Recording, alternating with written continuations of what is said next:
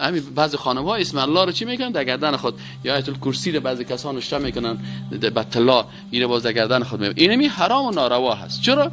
به خاطری که با بردن از یا با تشناب به جاهای کثیف این توهین و تحقیر و استهزاء به قرآن میشه و این انسان از دایره ایمان میکشه. از این خاطر اینی تعویضایی که در قرآن هم نوشته شده باشه و احادیث هم نوشته شده باشه، اگر بغیر از قرآن و حدیث نوشته میشه خب مطلقاً شرک است و ناروا هست و در جادو داخل است. و اگر از قرآن نوشته میشه، این قرآن هم بیادبی در مقابل قرآن عظیم الشان میشه. همین تعویضایی که در افغانستان هم داده میشه، تحقیق که من خودم کردم 95% از این شرک است. 95% از شرک است. یا این اون نوشته کردن یا کسایی نوشته کرده که از کتابای جادوگرا گرفتن. اکثرا همین کسایی که تعویض نوشته میکنن یا تعویض خود از کجا میگیرن، مثل که همون برادر ما فیصل که توبه کرد و آمد اینجا تشریح میکنن، اکثر این بر ما چندین کتاب آورد. کلی کتابای اینا که جمع کنی کتابایی است که اونمو جادوگرا نوشته کرده و در بازار برنامه تعویضات اون نشر کرده. اعوذ بالله من الشیطان الرجیم. بسم الله الرحمن الرحیم. در درس چلم عقیده در قرآن و سنت در اینجا ما و شما تقریبا در پنجمیش رسیده بودیم که پناه بردن به تمیمه هست. و تمیمه را اینجا علما به الفاظ مختلف تعریف کردن در معاجم عربی، که مثلا در لسان عرب میگه که او عبارت از یک چی است، خرز. اونا غالبا گفته که خرزتون رقطات نظم فی السیر ثم یعقد فی العنق، یعنی مثل که چند دانه موره ها در بین یک تار میپرتن بازی رو در گردن آویزان میکردن. خب خلاصه ای که در تمیمه یعنی سنگ، چوب، استخوان، یعنی بعضی چیزا هست که یارا عرب های جاهلیت در گردن خود آویزان میکردن و به این چیزا پناه میبردن. و شیخ ناصرالدین البانی میگه که تمائم جمع تمیمه است. اصلش میگه اونمو موره هایی بود که عرب وارا چی میکردن در سر اشتکای خود بند میکردن. چرا؟ میگه به خاطر چشم زدگی هست. این تمیمه میگفتن. باز میگه هر چیزی که برای پناه بردن استفاده میشد او را تمیمه میگفتن.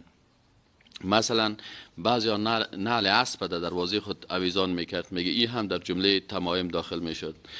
یا مثلا بعضی از دریورا اونمون نعل میگیره آویزان میکنن.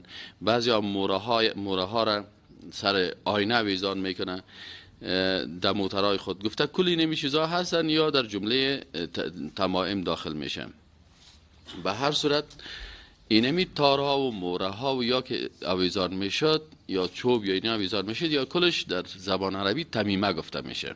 چی به شکل تومار باشه، سیکنج، یا به شکل تاویز باشه، یا به شکل چوب باشه، یا به شکل سنگ باشه، یا موره باشه، هر چیز باشه، یا کلشان شامل تمیمه میشه. و صاحب موسوعه فقهی میگن که فقها باز تمیمه چی را میگن؟ میگه فقها میگن که تمیمه عبارت از چی است؟ عبارت از اوراقی هست که در او چیز از قرآن یا از دیگه چیزا نوشته میشه. به هر صورت این در قسمت معرفی تمیمه هست. اینال خود امی تمیمه که است، یعنی فلسفه چی است؟ اصل هدف چرا رویزان میکردن؟ که مردم یا اولاد خود به این پناه میدادن. میگه این از جن نگاه میکنه، این مثلا از چشم زدگی نگاه میکنه، این از بلا نگاه میکنه، این چیز هستن. اینال نصوصی که ما داریم در این باره چی میگه؟ رسول اکرم صلی الله علیه و سلم میگه که من علق تمیمتا فقط اشرک. کسی که اینمی تمیمه را آویزان کرد این شرک آورده است. پس در حدیث شریف برای تمیمه شرک گفته شده است. اینان من علق تمیمتا فقط اشرک، اینجا این شرک داخل میشه. و به می خاطر است که عقبه ابن عامر میگه انه جاء فی رکب 10 الی رسول الله صلی الله علیه و سلم. میگه 10 شخص پیش رسول اکرم صلی الله علیه و سلم آمدن، فبایع 9 و امسک عن رجل منهم. یعنی وقتی که 10 نفر پیش رسول اکرم صلی الله علیه و سلم آمدن، رسول اکرم صلی الله علیه و سلم با امرای 9 نفر از اینا دست داد، بیعت کرد و با یکیش دست خود دراز نکرد. خب این کلگی ایران ماند که چطور کتی 9 نفر دست داد امرا 1 نفر دست نداد، یعنی دست خود پس کش کرد. فقالوا ما شأنه، مردم گفتن که صاحبی چی مشکل داشت که شما کتی 9 نفر خب دست دادین و جربسانی کردین، 1 نفر که نزدیک شد دستانه جمع کردین. فقال ان فی عضده تمیمه، گفت در بازوی ازی تمیمه هست. پس این حال بعضی کسایی که در بازوهای خود یگان چیزا بسته میکنن، یا سنگ یا چوبه یا کاغذ یا تومار یا چیزا، پس رسول اکرم صلی الله علیه و آله از چی موقف گرفت که امرای از نفر دست نداد، گفت در شانه از چی است؟ تمیمه هست، اینمی تاویزک است دیگه. چی است؟ فقط الرجل التمیمه، این شخص که دید که رسول الله صلی الله علیه و آله به خاطر ازی غضبناک شد تا کتمت دست نداد، خودم بسیار بر خطا میشه و او رسول الله صلی الله علیه و آله شما میشناسید که پیغمبر الله هست و چی است. فورا یمی به خود میگه دست انداخت، تیر گرفت کند و اوس انداخت. فبایعه رسول الله صلی الله علیه و سلم، میگه رسول اکرم صلی الله علیه و آله به امر ازی بیعت کرد. ثم قال من علق فقط اشرک، کسی که اینمی چیزا اویزان میکنه ای شرک آورده، یعنی اینمی مهره را در خصوصیت های خداوند شریک ساخته. یعنی ما و شما قل اعوذ برب الفلق، قل اعوذ برب الناس، آیت قرآن میگه شما به الله پناه بجوین. قل بگو اعوذ برب الفلق، ما پناه میبرم به رب صبح. قل اعوذ برب الناس فاذا قرأت القرآن فاستعذ بالله من الشیطان الرجیم. اینا مسئله پناه دادن، اینی بعضی چیزایی که مثلا بعضی کسا در سر باربندای اشتکای خود ببینی که مورگکا رو اویزان میکنن و بعضی ها یک سنگ از کدام جای پیدا میکنن او رو اویزان میکنن. حتی ما کسی دیدیم در پای اشتک خود همون تفلک خود سنت کرده بود، بازمو توتگه که گوشتی که از او قطع شده بازو رو گرفته در پای از او چی کردن؟ به بسته کرده بود. این کلش به هدف چی است؟ نیتش چی است؟ که این ما را مثلا از اینمی بلا نگاه میکنه و از اینی مصیبت نگاه میکنه و از چشم زدگی نگاه میکنه، در حالی که در حدیث رسول اکرم صلی الله علیه و آله میگه که اینمی چیزایی را که شما در گردن‌های تا نویزان میکنین، بعضیا میرن در زیارت ها تا را بسته میکنن در گردنش تو خود نویزان میکنن. اینی کلش از مردمای از در عصر شرک و در عصر جاهلیت اینمی چیزا وجود داشته و رسول اکرم صلی الله علیه و آله گفته که یا چی هستن؟ این شرک هستن. و در حدیث شریف دیگه میخوانیم که میگه دخل عبدالله ابن مسعود رضی الله تعالی عنه. خب این خب موقف رسول اکرم صلی الله علیه و آله. صحابه کرام چه قسم موقف داشتن در مقابل اینمی تعویضا و اینمی سنگ و اینمی چوب و اینمی مهره و اینمی تار که در گردنهای مردم اویزان بودن؟ در حاکم نیشابوری در شماره 7613 در حدیث 7613 روایت میکنه، میگه صحابه کرام کی است؟ عبدالله ابن مسعود رضی الله تعالی عنه. عبدالله ابن مسعود رضی الله تعالی عنه چی میگه؟ میگه دخل عبدالله ابن مسعود على امرأه، میگه داخل شد بالا یک زن، یعنی در خانه که من نمیفهم کی خانم مادرش بوده یا خواهرش بوده یا همسرش بوده، خو از محرماتش کسی بوده. فرا علیها حرزا من الحمرة، میگه دید که دم گردن از او یک حرز متارک است که چیزای سرخ یا مرغکای سرخ یا چیزایی که است، میگه فقطعه قطعا عنیفا. سبحان الله، میگه ایره قطع کرد قطع عنیف. چی معنی؟ چون مثلا این خود خانه خودش است یا خواهرش است یا مادرش است یا همسرش است، میگه می عبدالله ابن مسعود صاحب امیر که میگردن از دید قطعه قطع عنیف. عنیف چی رو میگن؟ یا بسیار تندی، مثل که در گردن کمی دید رفت همی از می گردنش همی تار گرفت هم تو کش کرد کندش و بسیار هم تو چیز اصحاب خرابی. ثم قال ان آل عبدالله عن الشرك اغنیا، برش خانواده عبدالله از شرک غنی هستند. تو در بین خانه خودم شرک پیدا شود، خانم خودم یا خواهر خودم یا مادر خودم یا همسر خودم، گفت که یا شرک هستن. و قال و گفت کان مما حفظنا، میگه باز عبدالله ابن مسعود بر خانواده خود گفت آنچه که ما از رسول الله صلی الله علیه و حفظ کردیم چی است؟ ان الرقى والتمائم والتولة شرک. اینمی تعویزات و اینمی تارها و اینمی موره ها و اینمی که به نام تمائم جمع تمیمه هست و توله هست، اینیا کلشان چی هستن؟ یا از جمله شرکیات هستن یا انسان به شرک مبتلا میکنن. هذا حدیث صحیح الاسناد. امام نیسابوری میگه این حدیث صحیح هست اسنادش و وافقه الذهبی و علامه الذهبی هم موافقه کرده که بله این حدیث صحیح است. پس این حال متاسفانه اینمی چیز حال فعلا مثلا در کشور ما و شما اگر ببینید میرن بت پرستا در گرد بت ها مثلا یک تار میگیرن بازو را قطع میکنن میارن در گردنش توکا میپرتن. بعضیا در قبرهای مثلا همو رهبرای خود در هندوستان و در اینجا میکنن و متاسفانه این انتقال کرده برای کی بعضی مسلمانایی که از این احادیث بیخبر هستن. این اگر کسی این احادیث رسو عقیده خود از قرآن و حدیث ما همیشه بر دوستان میگم که برادر عزیز بین عقیده خود از قرآن عظیم شان و احادیث رسول الله صلی الله علیه و سلم بگیریم. ببین که رسول الله صلی الله علیه و سلم چی گفته و ببین که مثلا صحابه کرام چه قسم عکس العمل نشان میدن. اما متاسفانه کسایی که از قرآن و از حدیث بیخبر هستند بریک صاحب در گردن اولادایشان چی است مجموعه تعویضا هست و این تعویضا را که اکثر شما واز کنین در بین ازیا یا پناه به ملائکه هست و پناه به ملائکه بردن شرک است یا پناه به پیغمبر است نامای پیغمبران رو شک کردن پناه به پیغمبر بردن. خود تعویض چی معنی یعنی پناه دادن. وقتی که دمو کاغذ یک کس را پناه میته به ملائکه شرک است پناه داد برای پیغمبر شرک است پناه میتن برای شیطان ها و برای نام های جن ها این شرک است پناه میتنش به یک موره این شرک است پناه میتنش به یک تار این شرک است. پس این کل از اینا نظر به این احادیث در شرک داخل میشه.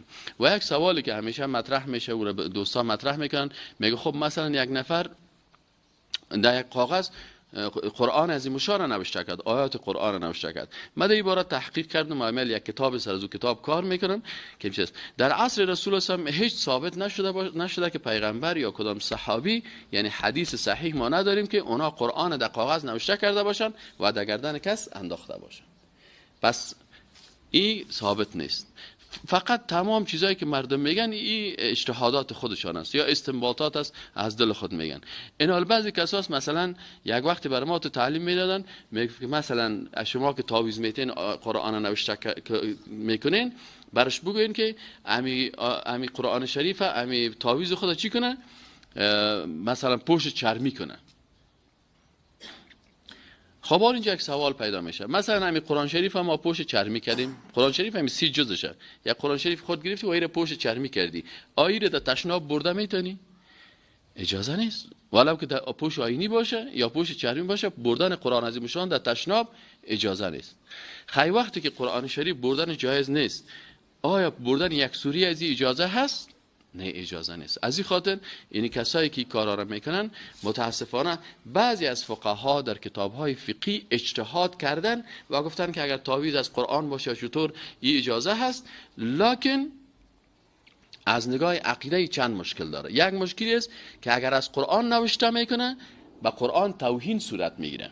یعنی گپ سر تعویض نیست که تو قرآن شریف در کاغذ نوشته کنی گپ دیگه است که تو این قرآن شریف که این نفر که خود تشناب میبره 24 ساعت در گردن طفل میبره. یک کسی در خانه ما آمده بود طفلکش رفت در تشناب و دختره که خوردم آمد گفت الله پدر که در کمود چیز را انداخته که کمود بند میشه. من رفتم موجود کال سوره که کشیدن او را باز کردن که یک قوطیه است تو آینی وقتی که باز کردن سهل میکنیم که دمی پیش پل خشتی تو ورق کلام قل اعوذ برب الفلق قل اعوذ برب الناس و سوره ها نوشته است و این از گردن از این طفل در داخل چی افتاد در تشناب افتاد. خب این حالا اگر امیر یک اوندو بکنه یک امریکایی بکنه یک اروپایی بکنه که سوره قرآن در تشناب انداخت فوراً کل مردم میخیزن مظاهره میکنن و میگن یعنی توهین به قرآن کرد. خود مسلمان چی میکنه اینو نوشته میکنه و در گردن اولاد خود و اولادش 24 ساعت در تشناب در کثافات میگردانه نمیگردانه. کجا تو آدمی است که باز بویا که نیست من تشناب میرم خیر باش که من همین چیز قرآن در گلون من انداخته است. از این خاطر میگه حتی اسم الله را علما میگن که حرام است. چرا حرام است؟ همین بعضی خانم‌ها اسم الله رو چی میگن در گردن خود یا آیت الکرسی رو بعضی کسان نوشته میکنن به طلا اینو باز در گردن خود میگن. این حرام و ناروا هست. چرا؟ به خاطری که با بردن از یا با تشناب به جاهای کثیف این توهین و تحقیر و استهزاء به قرآن میشه و این انسان از دایره ایمان میکشه. از این خاطر اینی تعویضایی که در قرآن هم نوشته شده باشه و احادیث هم نوشته شده باشه اگر بغیر از قرآن و حدیث نوشته میشه خوب مطلقاً شرک است و ناروا هست و در جادو داخل است. و اگر از قرآن نوشته میشه یعنی قرآن هم بیادبی در مقابل قرآن عظیم شان میشه. خیر پیغمبر صلی الله علیه و آله و صحابه کرام چی میکردن در مریضیاتشون؟ کل احادیثی که از رسول آمدن لفظی است که دم کردن است. مثلا مریض می باشه سوره فاتحه را برش میخواندن، یا امو اذکار و امو چیزایی که رسول هم دعا هست او را میخواند، اما نوشتهش نامده. از این خاطر صحابه کرام وقتی که همون تو چیزا را میدیدن، چون اکثریت از همین تعویضایی که در افغانستان هم داده میشه، تحقیق که من خودم کردم 95% از این شرک است. 95% از شرک است. یا ایره اوندو نوشته کردن، یا کسایی نوشته کرده که از کتابای جادوگرا گرفتن. اکثرا همین کسایی که تعویض نوشته میکنن یا تعویض خود از کجا میگیرن، مثل که همون برادر ما فیصل که توبه کرد و آمد اینجا تشریح میکنه، اکثر این برما چندین کتاب آورد.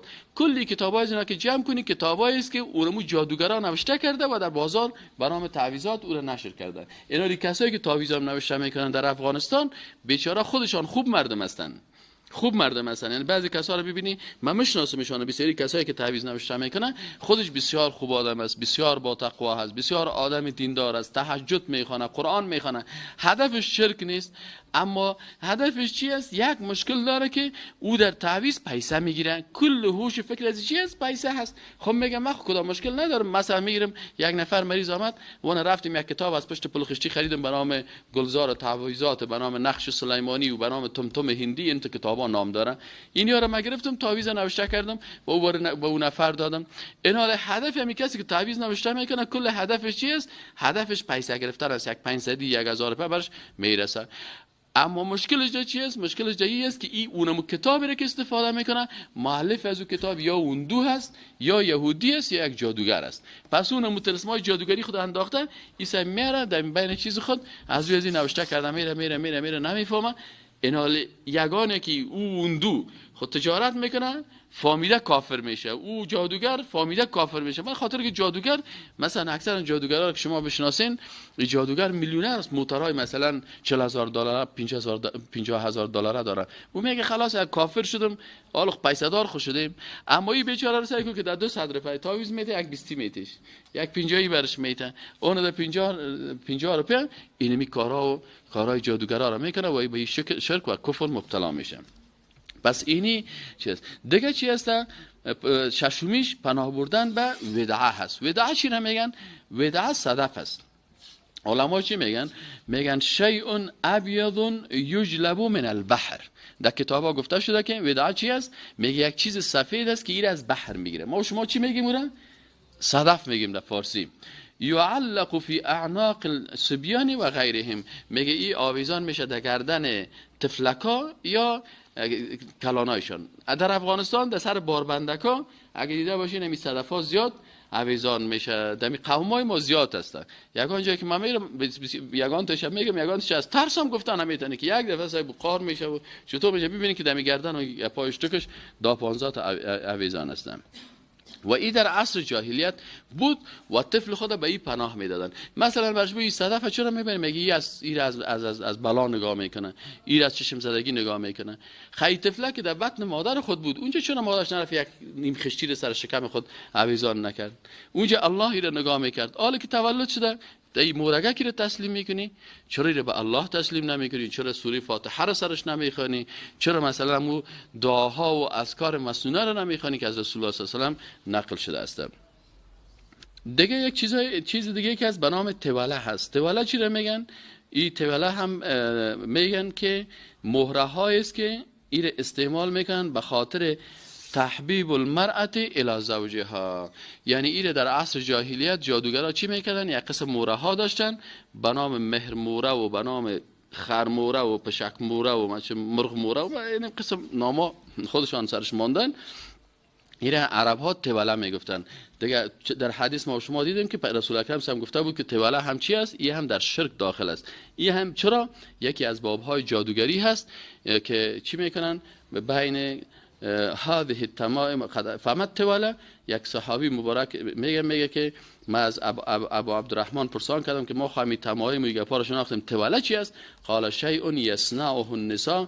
گفت یک چیزی است که این خانم هایی رو جور میکنن یتحببن به الی ازواجهن، به خاطر دوستی با شوهرشان. همین خانم ها که است اکثرا مشکلشانی است که از چیز میترسن، بعضی که ازدواج کردن اکثرا، یعنی بعضی از خانمایی که شاید یک 5% یا 10% تو خانما باشه که مشکل نداشته باشه، 90% خانما که است عادتا از زن دوم شوهر خود میترسن که حالا شوهرم سر من خانم دومی نگیره، ای از دست من نره دیگه. نه از این خاطر یا بعضی از اینا باز تو ترس خود در مجموع در کلگی از اینا است 90% است، باز یک 20% یا 30% از اینا دیگه باز بسیار هم تو چی هستن، تو احساساتی هستن، 10% یا 20% یا 30% از اینا بازی دیگه بسیار وار خطا می باشه که والا این شوهر مشروط نشه و چرا نشه، به این خاطر مشکلات پیدا میشه.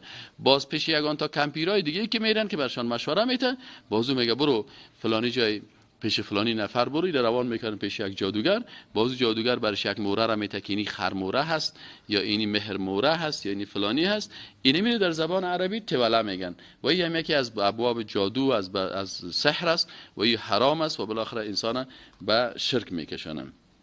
و هدفشان چی است؟ هدفش اینمی است که میخواین که نمی شوهر خود چی پیدا بکنن، به امر از مهر محبت داشته باشه و بالا از زن دیگه نگیره. و در حدیث شریف ما خوانیم که رسول الله صلی الله علیه و آله که ان الرقى والتمائم والتوله شرک، این هم میگه شرک است. خب دیگه از جمله چیزهایی که عادتهای جاهلیت بود یک چیز بود به نام رتیمه. رتیمه میگه ای چی است؟ میگه تاری است که در گردن و یا در دست اویزان میگردد، یا مثلا امی تار در گردن خود اویزان میکردن و یکی هم در دست خود اویزان میکردن. این دو قسم بود در عصر جاهلیت. در عصر جاهلیت میگه چون او وقت مثلا خط نبود یا چیز نبود که اونا لیست میگرفتن، خانمش برش میگه برو سودا بیار. وقتی که سودا بیار بازی یک تار در انگشت خود یا یک تار دمو دستش بسته میکرد که این نفر همو سودا یادش نرده. این بازار که میرفت سودا یک وقت سوندس قسم وی والا این تار بر ما داده بود، فلانی سودا رو بر ما گفته بود، این پروا نداره. تو این تار به خاطر یاد دی کدام مشکل نیستم. به خاطر چی است؟ به خاطر که فراموشکاری است. به خاطر چی است؟ بسیاری وقتا مردا اینا، من خودم عادت دارم در میخوانه که مرا میگه اگه سودا فلان چیزا بیاد تا که لیست پیشم نباشه بسیاری وقتا یادم میره دیگه سودا رو میرم، سودای اصلی رو چیز است یادم میره دیگه. بسیاری وقتا ما شما لیست میگیریم یا بسیاری وقتا در موبایل خودم در مسیجش یا یادداشت میگیره، باز در شهر که رفت سیل میکنه. این در عصر جاهلیت ایده همین تارک در انگشت خود یا در دست خود یا در گردن خود اویزان میکنن به خاطر یاد دادن. از این خاطر علما میگن که این پروا نداشت. اما مشکل دیگه که او مثلا حرام بود و ناروا بود و در شرک بود، او کدام یکی بود؟ و یک قسم دیگه بود که به قصد ضرر، دفع ضرر. مثلا چی میگه؟ هی خیتون کان یربط فی العنق او فی الید فی الجاهلیه لدفع المضره عن انفسهم علی زعمهم. پس میگه این تارهایی بود که در گردن خود یا در دست خود میزان میکردن به قصد دفع ضرر. پس اینال فرق میکنه انما الاعمال بالنیات. اگر نیت از این نفری باشه که ما این تارک آوردیم از فلانی زیارت، یگان تا از این میره این تار آوردیم در گردن از اشتوک انداختیم که چشم بند کنه و این مریض نشه و این شفا بده و بده، اینیش در این حرام داخل میشه. اما اگر هدفی نباشه چیز نیست. دیگه صاحب بحر رائق چی میگن؟ میگه که این چی میگه؟ میگه ثم الرتیمه قد تشبه بالتمیمه. این البحر الراحق که از کتابای فقهی احناف است. این میگه چی است؟ و میگه که اینمی رتیمه را که چی میگه؟ میگه این مشابهت با تمیمه داره. و کان یربط فی العنق او فی الید فی الجاهلیه لدفع المضره عن انفسهم و ذکر فی حدود الایمان انه کفر. این گفته که اگر امی کار کس میکنه ای به کفر ایره میکشانه، که کسی تاره در گردن خود و یا در دست خود اویزان میکنه به قصد ضرر، والا ای تار فلانی زیارت است، ای تار فلانی بت است، ای تار مچم شترکایی است، یا در اسلام نیست. و اینی در از چیزای عصر جاهلیت بود. دیگه چیزایی که در عصر جاهلیت بود، پناه بردن به انگشتر، حلقه و چله. یعنی بسیاری وقتا کره را در دست خود میکردن، میفتن این کرک است، این از عصر جاهلیت است. این متاسفانه بعضی کسایی که میگه والا صاحب تو مانده، خب عصر جاهلیتی است که مثلا یک کس از اون دو برش چیز دادن. این حال در عصر جاهلیت چی میکردن؟ پناه میبردن به می کره، میفتن این کره که دست ما باشه این مرا از مرض دور میکنه، یا اینی انگشتر این مرا از این مرض دور. این انگشتر است، یا میفتن مثلا اینی دوین از این انگشتر مثلا چی است؟ تو یک یاقوت است یا مرجان است یا چطور است، این سوچه است، عیسی مرضای مرا پاک میکنه و چطور میکنه. اینی عادت های عصر جاهلیت است. خب درباره از این هم میگه کدام روایتی هست، میگه ان عمران ابن حسین رضی الله عنه ان النبی صلی الله علیه و آله را رجلا فی یده حلقه من صف. میگه چیز دید که در دستش یک حلقه زرد رنگ است. دیگه میگه ما هذه رسول الله گفت چی است که در دست دادن؟ قال من الواهنه. گفت به خاطر درد بازو یا شانه می نمی حلقه را اویزان بند کردیم در انگشت خود. دیگه میگه رسول الله هم چی گفت؟ انزعها. میگه برش گفت که این اوزو کو از دستت، فانها لا تزیدک الا وهنا. گفت ای بغیر از اینکه تو را رسول الله گفت بیرون این چیزا تو را بجز خواری و ذلت چیز زیاد نمیکنه. و باز رسول الله هم برش چی گفت؟ گفت فانک لو مت وهي عليك ما افلحت ابدا. چقدر خطرناک گپ برش گفتم. میگه برش گفت که اگر تو بموری و اینمی چیز در انگشت تو یا دست تو باشه، هرگز تو کامیاب نمیشی، چرا تو در صف مشرکا حشر میشی. پس اویزان کردن انگشتر و اویزان کردن بند کردن حلقه و یا کره، این به نیت ای که ای بر من دفع ضرر میکنه، به این خود پناه میده. اما اگر یک نفر کره میپوشه یا انگشتر میپوشه یا چلوی گپا میپوشه، باز ای اگر این نیتش نبود، باز ای حکم خاص فقهی خود دارن. مثلا پوشیدن چله این اگر از طلا می باشه، این بر مردا حرام است. اما اگر یک خانم مثلا انگشتر طلا یا چله طلا می پوشه، بر از او پروا نیست. اما چله آلوشیده شیرینی خوری ها که در افغانستان میکنن، این اصلا یکی از رواجهای نصرانیت است، او از اون جهت حرام است. مثلا بسیاری بچه‌ها و دخترها که نامزاد میشن باز چله آلوشی میکنن. اصلی چله آلوشی از کجا پیدا شده؟ این اصلا در کلیسا در نزد نصرانی ها یا بعض طوایف نصرانی است که اونا امی چله پیشان مقدس است. بازو را امو کشیش می باز برای بچه و دختر میگه تو بگی این چله را دست ازی کو، و باز را میگه توی چله را دستی کو، مقصد باز میگه I swear on this ring، ما با می چله قسم میخورم که ما امو عهد و پیمان خدا چی میکنم؟ نمشکنانم. از او خاطر چله آلوشی تشبه با نصرانی هاست و از باب تشبهی حرام است که باید این کار نکنه. و پوشیدن انگشتر یا مثلا چیز طلایی بر مردها به خاطر ذکر رسول الله حدیث گفته که اون ناروا هست. اینال هر کدامش حکم خاص خدا داره. او از نگاه فقهی هست، اینیش از نگاه تشبه هست. لکن چله و کره‌ای که در نیتش دفع ضرر و دفع بلا باشه و این چله مرا نگاه میکنه و از چشم زدگی نگاه میکنه، اینی در باب شرک و ناروایی هست که رسول اکرم صلی الله علیه و آله بر از صحابی گفت که لو مت وهی علیک، گفت اگر بموری و امی چلا یا این انگشتر یا این کره در دست تو باشه که تو به این عقیده هستی که تو را از ضرر و گپا نجات میده، ما افلحت ابدا، هرگز تو نجات پیدا میکنی. این حدیث امام احمد ابن حنبل روایت کرده و گفته سندش هم سند خوب است و همچنان حاکم و ایره صححه و وافقه، گفته که حدیث صحیح است. حاکم نیسابوری و امام ذهبی هم امرایش چی کرد؟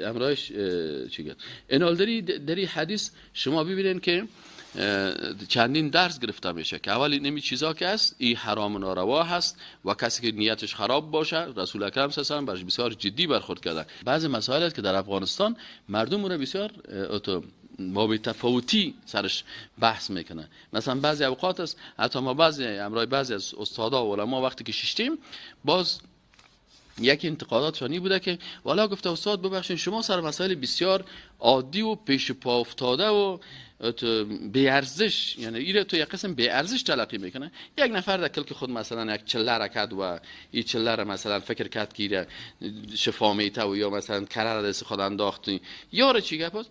اما این بیچاره همی استاد که گپ را میزنه این نمیفهمه که حدیث پیغمبر صلی الله علیه و سلم است که رسول اکرم صلی الله علیه و سلم گفته برای صحابین برای گفت که اگه دست باشه ما افلحت ابدا. یک چیزی که آدم مثلا در آخرت هیچ کامیاب نمیشه در صف مشرکین رو داخل میکنه، این ما ببین بسیار گپک عادی هست، یعنی گپ عادی نیست. یعنی میگه نه خیلی از نماز گپ بزنین، از روزه گپ بزنین، از حج گپ بزنین. والله اگر یک نفر مثلا حج نرفت غریب است هیچ حج نرفته کامیاب میشه. برای کسی که حج نرفته رسول الله نگفته که ما افلحت ابدا. سر غریب هیچ حج فرض نیست. یک نفر نماز خود یک وقت، دو وقت، 5 وقت، 10 وقت نماز از پیش شد. یک نفر روزه از پیشش فوت شد. ما افلحت ابدا برش رسول الله صلی الله علیه و آله نگفته که تو هیچ کامیاب نمیشی، اما در اینجا گفته که ما افلحت ابدا. حال کدامش بسیار مهم است که ما برش نماز درس بدیم یا عقیده را؟ حال در اینجا بیچاره نماز هم میخونه لکن به همین چیزا عقیده داره. برای از این پیغمبر هم گفته که ولو که نماز هم بخوانی ما افلحت ابدا. از این خاطر میگه ولی گپاکا بسیار عادی و ابتدایی است. نه خیر صاحب، این تعویض و این تار گردن اویزان کردن و این مورد از سر گردن اشتکای خود اویزان کردن، این مسائل اعتقادی است که عقیده تو را مثل عقیده مشرکین جور میکنه.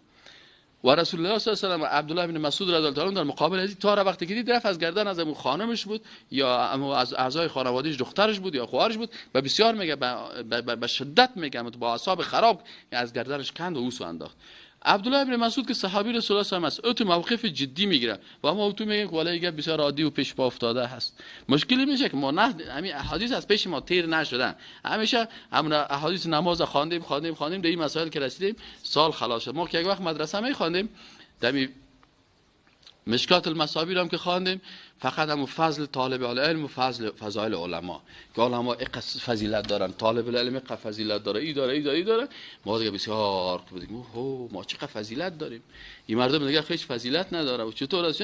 اما باز وقتی که بابای دیگه که میرسید به هیچ نمیرسیدیم در شرکیات. از این خاطر این گپا پیشان بسیار عادی جلوه میکنه و این آدم باید بسیار دقیق چی باشه.